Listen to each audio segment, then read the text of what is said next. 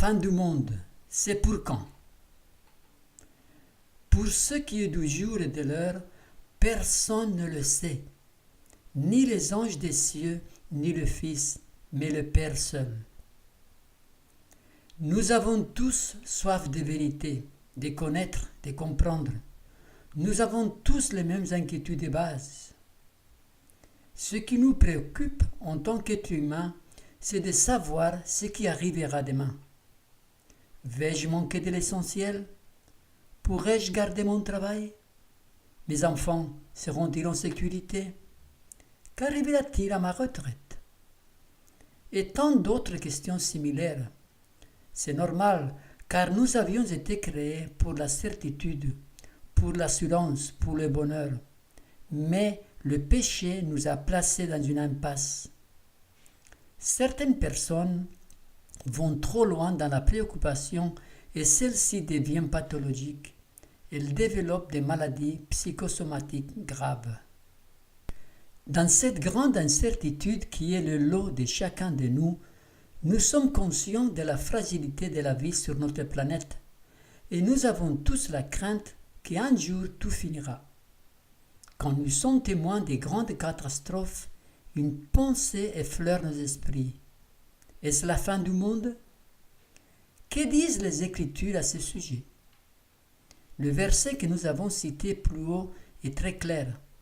Personne ne connaîtra jamais la date de la fin.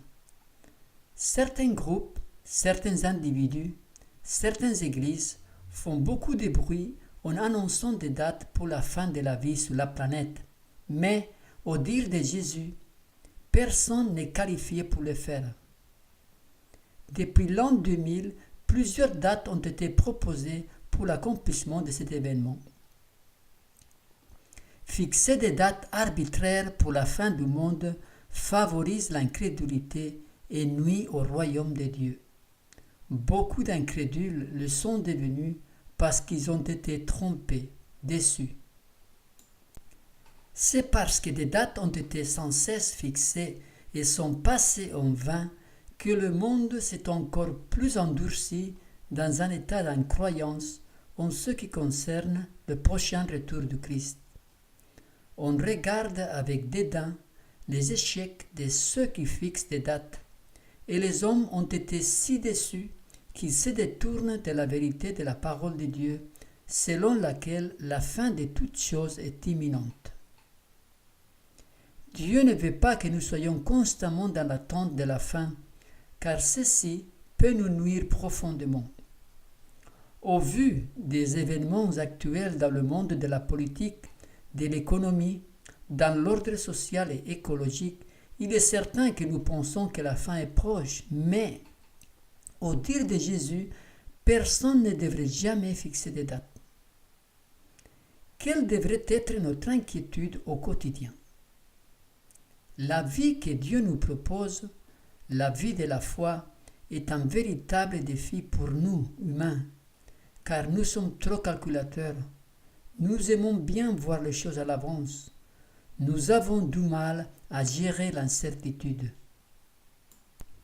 Jésus nous dit, « C'est pourquoi je vous dis, ne vous inquiétez pas pour votre vie, de ce que vous mangerez, ni pour votre corps, de quoi vous serez vêtus. La vie n'est-elle pas plus que la nourriture, et le corps plus que le vêtement? Regardez les oiseaux du ciel, ils ne sèment ni ne moissonnent, et ils n'amassent rien dans des greniers, et votre Père céleste les nourrit. Ne valez-vous pas beaucoup plus qu'eux? Qui de vous, par ses inquiétudes, peut ajouter une coudée à la durée de sa vie? Et pourquoi vous inquiétez au sujet du vêtement? Considérez comment croissent les lys des champs. Ils ne travaillent, ni ne filent. Cependant, je vous dis que Salomon même, dans toute sa gloire, n'a pas été vêtu comme l'un d'eux. Si Dieu revêt ainsi l'herbe des champs, qui existe aujourd'hui et qui demain sera jetée au four, ne vous vêtira-t-il pas à plus forte raison, gens de peu de foi? Ne vous inquiétez donc point, et ne dites pas, que mangerons-nous, que boirons-nous, de quoi serons-nous vêtus? car toutes ces choses, ce sont les païens qui les recherchent. Votre Père céleste sait que vous en avez besoin. Cherchez premièrement le royaume et la justice de Dieu, et toutes ces choses vous seront données par-dessus.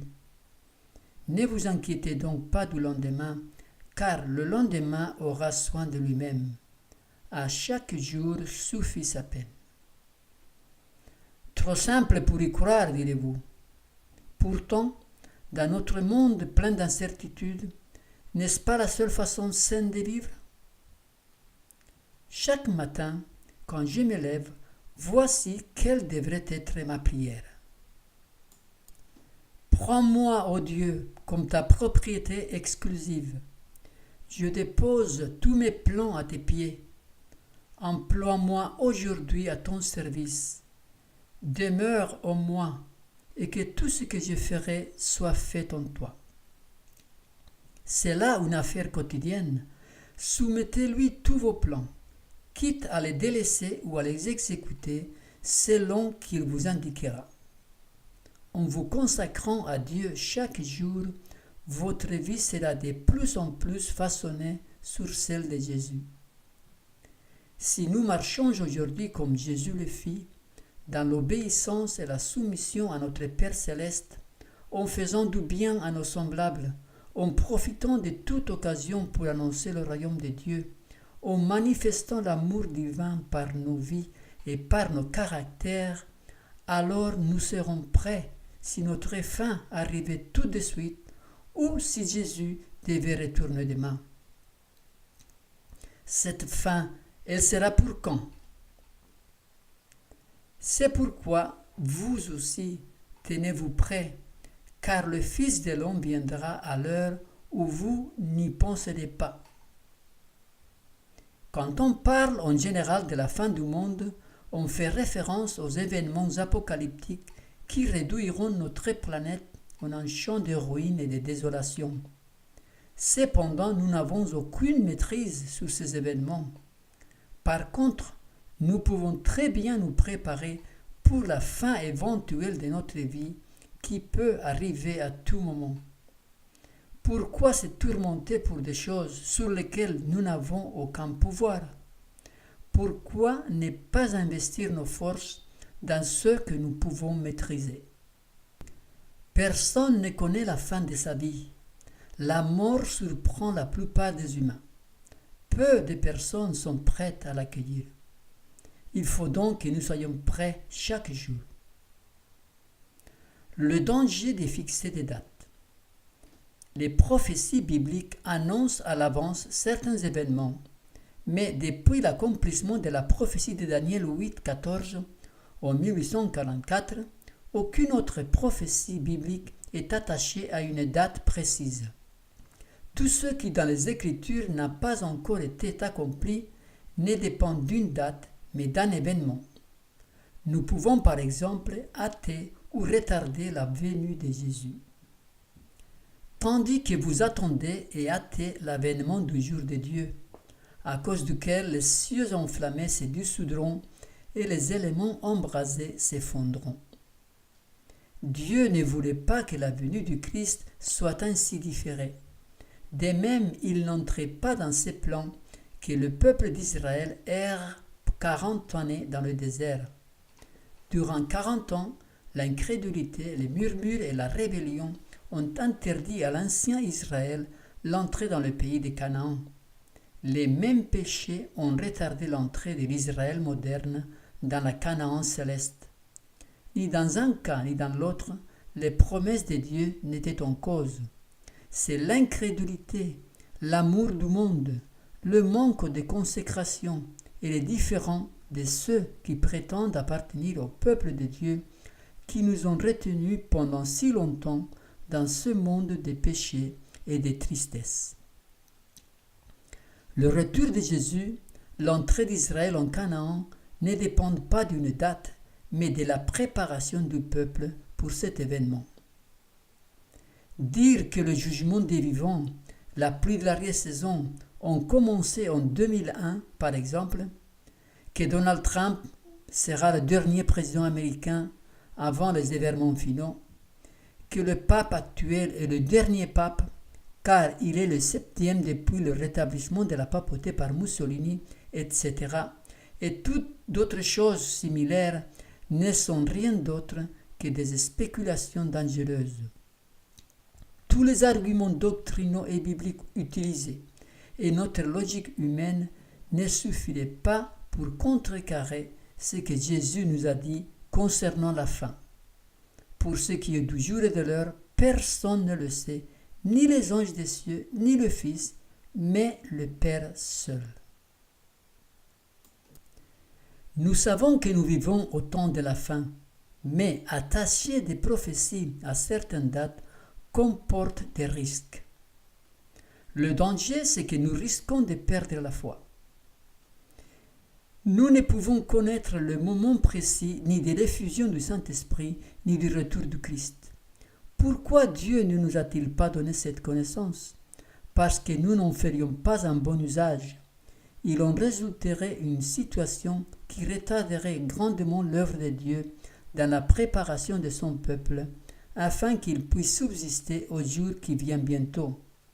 Nous ne devons pas vivre dans l'excitation que provoque le fait de fixer toujours des dates.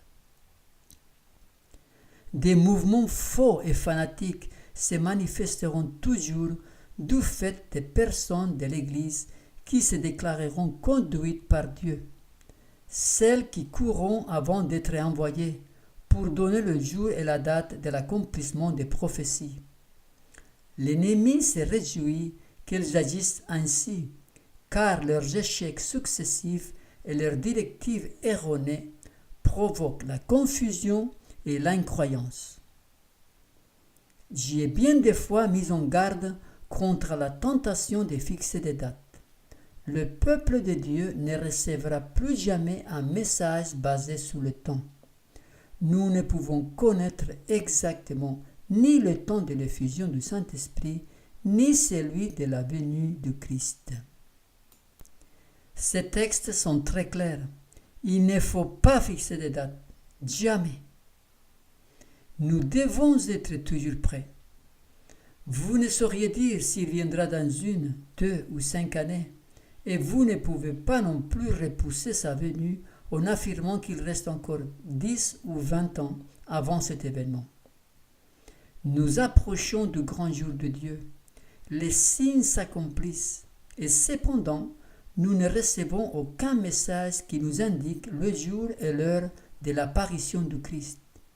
Le Seigneur, dans sa sagesse, nous a caché ces points, afin que nous soyons toujours dans une attitude d'attente et de préparation en vue de la seconde venue de notre Seigneur Jésus-Christ sur les nuées des cieux.